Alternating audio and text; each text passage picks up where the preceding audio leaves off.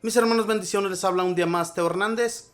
Hoy día, mis hermanos, voy a compartirles la historia de San Juan Vianney y el santo cura de Ars, párroco del año 1859.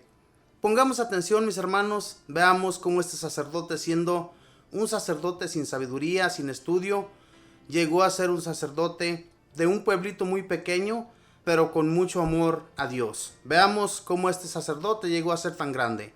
Dice así: uno de los santos más populares en los últimos tiempos ha sido San Juan Vianney, llamado el santo cura de Ars. En él se ha cumplido lo que dijo San Pablo: Dios ha escogido lo que no vale a los ojos del mundo para confundir a los grandes. Era un campesino de mente rústica, nacido en Dardilly, Francia, el 8 de mayo de 1786. Durante su infancia estalló la Revolución Francesa, que persiguió ferozmente a la religión católica. Así que él y su familia, para poder asistir a misa, tenían que hacerlo en celebraciones hechas a escondidas, donde los agentes del gobierno no se dieran cuenta, porque había pena de muerte para los que se atrevieran a practicar en público su religión. La primera comunión la hizo San Juan María a los 13 años en una celebración nocturna, a escondidas en un pajar, a donde los campesinos llegaban con bultos de pasto, simulando que iban a alimentar sus ganados, pero el objetivo de su viaje era asistir a la Santa Misa que celebraba un sacerdote con grave peligro de muerte si lo sorprendían las autoridades. Juan María deseaba ser sacerdote, pero a su padre no le interesaba perder este buen obrero que le cuidaba sus ovejas y le trabajaba en el campo. Además, no era fácil conseguir seminarios en esos tiempos tan difíciles. Y como estaba en guerra, Napoleón mandó reclutar todos los muchachos mayores de 17 años y llevarlos al ejército. Y uno de los reclutados fue nuestro Villagrofado. Se lo llevaron para el cuartel, pero por el camino, por entrar en una iglesia a rezar, se perdió del grupo. Volvió a presentarse, pero en el viaje se enfermó y lo llevaron una noche al hospital, y cuando al día siguiente se repuso, ya los demás se habían ido. Las autoridades le ordenaron que se fuera por su cuenta a alcanzar a los otros, pero él se encontró con un hombre que le dijo: sígame, que yo lo llevaré a donde debe ir. Lo siguió, y después de mucho caminar, se dio cuenta de que el otro era un desertor que huía del ejército y que se encontraba totalmente lejos del batallón. Y al llegar a un pueblo, Juan María se fue donde el alcalde a contarle su caso. La ley ordenaba pena de muerte para quien desertaba del ejército, pero el alcalde, que era muy bondadoso, escondió al joven en su casa y lo puso a dormir en un pajar, y así estuvo trabajando escondido por bastante tiempo, cambiándose de nombre y escondiéndose muy hondo entre el pasto seco cada vez que pasaban por allí grupos del ejército. Al fin, en 1810, cuando Juan llevaba 14 meses de desertor, el emperador Napoleón dio un decreto perdonando la culpa a todos los que se habían fugado del ejército, y Vianney pudo volver otra vez a su hogar.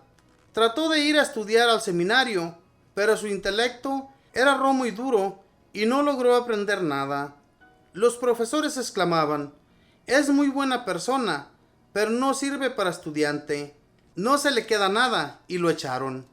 Se fue en peregrinación por muchos días hasta la tumba de San Francisco Regis, viajando de limosna para pedirle ayuda a ese santo para poder estudiar. Con la peregrinación no logró volverse más inteligente, pero adquirió valor para no dejarse desanimar por las dificultades. El padre Valley había fundado por su cuenta un pequeño seminario y allí recibió a Vianney. Al principio el sacerdote se desanimaba al ver que este pobre muchacho no se le quedaba nada de lo que se le enseñaba, pero su conducta era tan excelente, su criterio y su buena voluntad tan admirables, que el buen padre Valley dispuso a hacer lo posible y lo imposible por hacerlo llegar al sacerdocio. Después de prepararlo por 3 años, dándole clases todos los días, el padre Valley lo presentó a exámenes en el seminario. Fracaso total. No fue capaz de responder a las preguntas que esos profesores tan sabios le iban haciendo. Resultado: negativa total a que fuera ordenado de sacerdote. Su gran benefactor, el padre Valley, lo siguió instruyendo y lo llevó a donde sacerdotes santos y les pidió que examinaran si este joven estaba preparado para ser un buen sacerdote. Ellos se dieron cuenta de que tenía buen criterio, que sabía resolver problemas de conciencia y que era seguro en sus apreciaciones en lo moral, y varios de ellos se fueron a recomendarlo al señor obispo. El prelado, al oír todas estas cosas, les preguntó: ¿el joven Vianney es de buena conducta? Ellos le respondieron: es excelente persona, es el modelo de comportamiento, es el seminarista menos sabio, pero el más santo. Pues si así es, añadió el prelado, que sea ordenado de sacerdote, pues aunque le falte ciencia, con tal de que tenga santidad, Dios suplirá lo demás. Y así, el 12 de agosto de 1815, fue ordenado sacerdote este joven que parecía tener menos inteligencia de la necesaria para este oficio, y que luego llegó a ser el más famoso párroco de su siglo. 4 días después de su ordenación, nació San Juan Bosco. Los primeros 3 años los pasó como vicepárroco del padre Valley, su gran amigo y admirador. Unos curitas muy sabios habían dicho por burla: el señor obispo lo ordenó, pero ahora se va a encantar con él, porque ¿a dónde lo va a enviar? ¿Que haga un buen papel? Y el 9 de febrero de 1818 fue enviado a la parroquia más pobre e infeliz. Se llamaba Ars. Tenía 370 habitantes. A misa los domingos no asistía sino un solo hombre y algunas mujeres. Su antecesor dejó escrito: las gentes de esta parroquia, en lo único que se diferencian de los animales, es que están bautizados. El pueblucho estaba lleno de cantinas y de bailaderos. Allí estará Juan Vianney de párroco durante 41 años hasta su muerte, y lo transformará todo. El nuevo cura, párroco de Ars, se propuso un medio triple para cambiar a las gentes de su desarrapada parroquia: rezar mucho, sacrificarse lo más posible y hablar fuerte y duro. Que en Ars casi nadie iba a misa, pues él reemplazaba esa falta de asistencia dedicando horas y más horas frente al Santísimo Sacramento en el altar. Que el pueblo estaba lleno de cantinas y bailaderos, pues el párroco se dedicó a las más impresionantes penitencias para convertirlos. Durante años solamente se alimentaba de unas pocas papas cocidas. Los lunes cocina 1,2 de papas que le durarán hasta el jueves, y en ese día hará otro cocinado igual, con lo cual se alimentará hasta el domingo. Es verdad que por la noche las cantinas y los bailaderos están repletos de gentes de su parroquia, pero también es verdad que él pasa muchas horas de cada noche rezando por ellos. ¿Y sus sermones?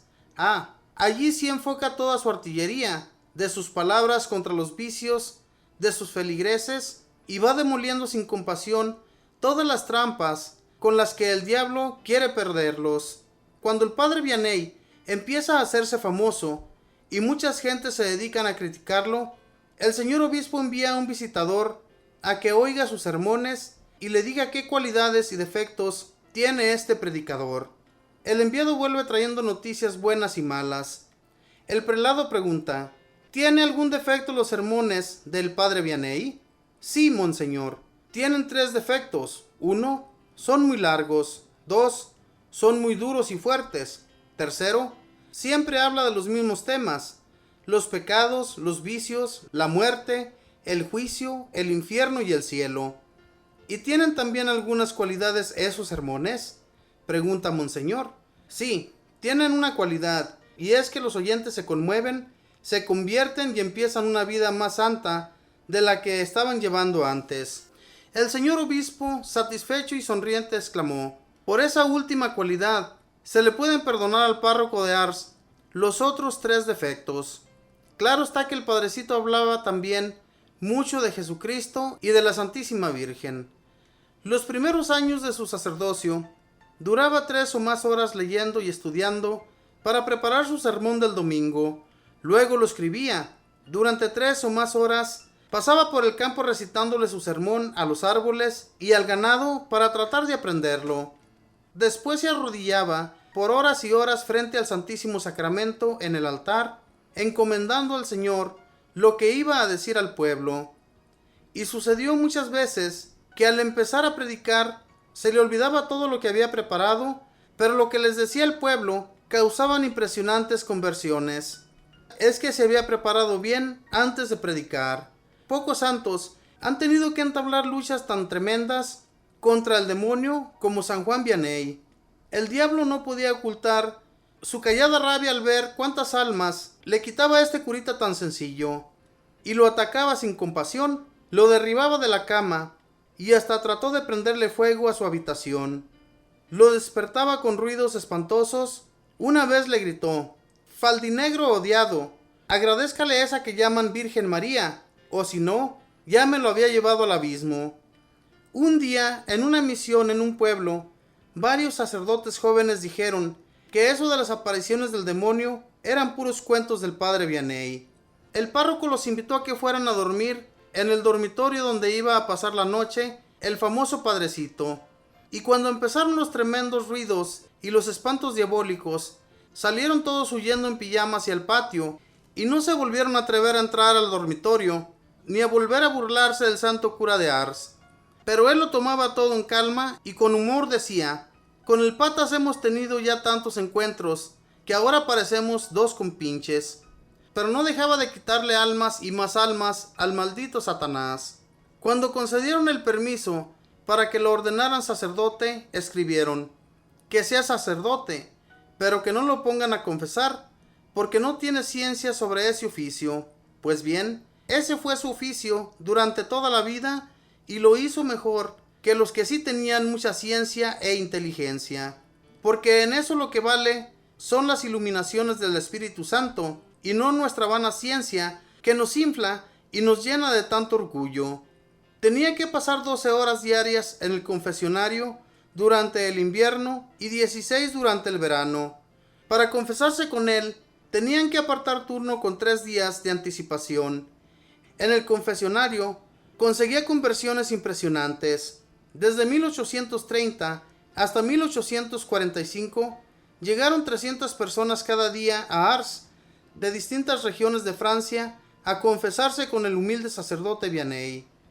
El último año de su vida, los peregrinos que llegaron a Ars fueron 100,000. La estación del tren de Lyon tuvo que poner una ventanilla especial para vender tickets para Ars. Se vendía tickets de ida y de vuelta, con plazo de 4 días para regresar, porque antes de 3 días los penitentes no conseguían turno para confesarse. Junto a la casa cural había varios hoteles donde se hospedaban los que iban a confesarse. A las 12 de la noche se levantaba el santo sacerdote. Luego hacía sonar las campanas de la torre, abría la iglesia y empezaba a confesar. A esa hora la fila de penitentes era de más de 1 cuadra de larga. Confesaba hombres hasta las 6 de la mañana.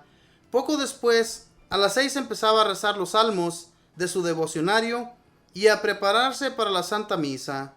A las 7 celebraba el Santo Sacrificio. En los últimos años, el señor obispo logró que a las 8 de la mañana se tomara una taza de leche. De 8 a 11 confesaba a las mujeres. A las 11 daba una clase de catecismo para todas las personas que estuvieran allí en el templo. Eran palabras muy sencillas que hacían inmenso bien a los oyentes. A las 12 iba a tomarse un ligerísimo almuerzo, unas papas cocidas. Se bañaba, se afeitaba y se iba a visitar un instituto para jóvenes pobres que él costeaba con la limosna que las gentes le traían. Por las calles la gente lo rodeaba con gran veneración y le hacían consultas. De 1:30 hasta las 6 seguía confesando. Sus consejos en la confesión eran muy breves. Por ejemplo, a un señor obispo lo único que le dijo fue: ame mucho a sus sacerdotes. Pero a muchos les leía los pecados en su pensamiento y les decía los pecados que les habían quedado sin decir. En el confesionario sufría mareos y a ratos le parecía que se fuera a congelar de frío en el invierno, y en el verano sudaba copiosamente, pero seguía confesando como si no estuviera sufriendo. decía por chanza: el confesionario es el ataúd donde me han sepultado estando todavía vivo. Pero allí era donde conseguía sus grandes triunfos en favor de las almas. Por la noche leía un rato y a las 8 se acostaba para de nuevo levantarse a las 12 de la noche y seguir confesando. Horario heroico en verdad. Cuando llegó a Ars, solamente iba un hombre a misa. Cuando murió, solamente había un hombre en Ars que no iba a misa. Las 4 cantinas que había alrededor del templo tuvieron que cerrarse por falta de clientela. Después, durante esos años, abrieron otras 8 cantinas y todas fracasaron porque nadie iba a emborracharse. Los bailaderos se fueron acabando porque en sus sermones y confesiones arremetía sin miedo contra el baile. Decía que el baile se puede afirmar como de ciertos hongos: el menos peligroso es muy dañoso. En Ars todos se sentían santamente orgullosos de tener un párroco tan santo. Cuando él llegó a esa parroquia, la gente trabajaba el domingo y cosechaba poco. Logró poco a poco que nadie trabajara en los campos los domingos y las cosechas se volvieron mucho mejores. Siempre se creía un miserable pecador, jamás hablaba de sus obras o éxitos obtenidos. A un hombre que lo insultó en la calle le escribió una carta humildísima pidiéndole perdón por todo, como si hubiera sido él quien hubiera ofendido al otro. El señor obispo le envió un distintivo elegante de canónigo y nunca se lo quiso poner. El gobierno nacional le concedió una condecoración y no se la quiso colocar. Decía con humor: es el colmo, el gobierno condecorando a un cobarde que desertó del ejército. Y Dios premiaba su humildad con admirables milagros. El 4 de agosto de 1859 pasó a recibir su premio en la eternidad. Santo cura de Ars, pide a Dios que nos envíen siempre buenos párrocos como tú. Esta fue la historia de San Juan Vianney, párroco de Ars, que era un sacerdote que, como les digo, mis hermanos, aquí en la historia cuenta que no era muy sabio, no se le pegaba nada en los seminarios. Cuando a él le hacían las preguntas para pasar sus exámenes sacerdotales, nunca pudo responder a ninguna de esas preguntas. Sin embargo, Dios no busca la sabiduría de los hombres, Dios busca la sencillez. Y este hombre era un hombre muy sencillo, un hombre que siempre buscó hacer el bien a los demás.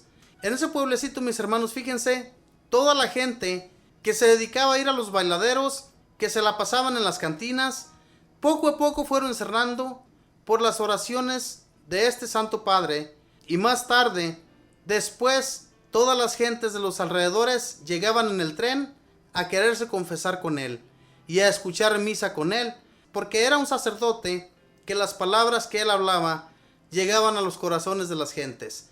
Entonces, mis hermanos, eso es lo que agrada a Dios, no que tengamos mucha sabiduría, que seamos muy sabios, pero a la vez seamos unos déspotas. Y este sacerdote no tenía nada de eso. Este sacerdote era muy bueno, la gente lo amaba, la gente lo consultaba. Y fíjense nada más, él tenía muchos achaques con el demonio. El demonio lo atacaba fuertemente y la gente no le creía, mucho menos unos sacerdotes que se atrevieron a burlarse de él cuando decían que eran puros inventos del sacerdote. Sin embargo, él los invita a que vayan a dormir junto a él, a la casa parroquial, y cuando ellos están allí, salen en pijama corriendo porque escuchan los gritos que los aterrorizan. Sin embargo, este cura se toma las cosas muy en serio, ora a nuestra Madre Santísima y a nuestro Señor, y sale corriendo el demonio. Eso es lo mejor que nosotros podemos hacer, mis hermanos, cuando nos sentimos con esos achaques del demonio que no nos dejan en paz. Ojalá y hagamos todo esto y oremos ante el Señor para que seamos protegidos y exaltados como este santo sacerdote. Que Dios les bendiga, que pasen un feliz día.